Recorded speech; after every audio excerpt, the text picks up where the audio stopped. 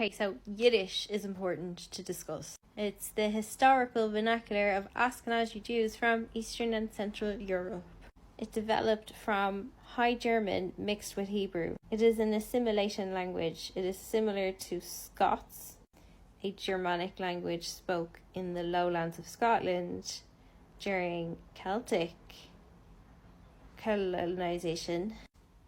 Anyway, Yiddish served the same function in the assimilation of these communities as Scots did that language. It's a functional barrier and a bridge. While it kept the Jewish community with its feeling of autonomy, it was close enough to be legible by German administrators. Joseph II pushed for Germanization. The Habsburgs managed diversity through bureaucratic classifications. Religious tolerance under hierarchy. Jews were slowly integrated as useful intermediaries to the state, and then so that's controlled exclusion. It's how the British rule. They did not invent this either. Sorry, boys. But the best example of it is Protestant ascendancy in Ireland. Assimilation through plantation. Yiddish marks the start of Jewish assimilation into European empire. Then the empire defined free men through obedience. Zionism is born out of this imperial architecture. It took the same logic it has historically used against the Jews and turned it outwards. After the Holocaust, the Jews at their lowest state, grieving, feeling betrayed. After centuries of adopting the language, dressing the part, giving up Yiddish, investing in Europe as a whole, despite assimilation, all Jews were still seen as outsiders. They could not join guilds, they could not attend universities, they could not be an officer or have a rank. They were being violently rejected. They feel disillusioned. Europe will never accept us. This is internalized generational rage. We gave you everything. We spoke your language. And you send us to the gas chambers. So the core ideology of Zionism is this idea that we must become a people. We deserve, fuck you, Europe.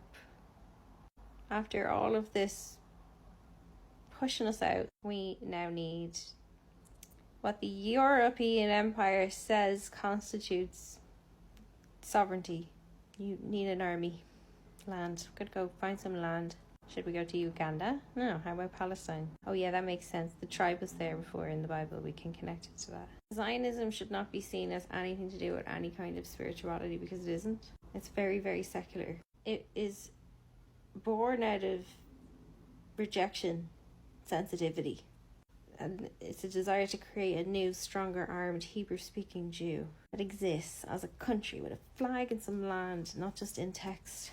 But it's the old switcheroo because it's colonialism in reverse. Zionism, to be valid in its identity, has to take on and mirror the logic of the empire. That excludes them. Go off on a civilizing mission of its own. These were men raised to believe that Europe was home when it wasn't. Their fathers might have given up speaking Yiddish to speak German. They wore the suits, they fought in wars, and they believed in European freedom, democracy, intellectual pursuits. Zionism is not really about going back to an origin place, as it is about reversing the damage perceived by empire. They were made stateless in Europe. They swore they would never be stateless again. But that does not repair the break. It just displaced it. Jewish people were never safe in whiteness. Even if they're as white as me, even if they're completely Ashkenazi, look like Scarlett Johansson, they're still not white in the eyes of the machine. Never were, never will be, still are not.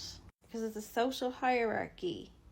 Whiteness is a social construct. And Zionism is a complex based in rejection. Exile replicates exile. Hurt people hurt people. To liberate the Jewish mind is to understand that you don't need to become the empire. It's the same story of why Japan invaded China. They felt like the only way to not be colonized themselves was to become the colonizer. The elephant in the room here is the white man's global racial hierarchy.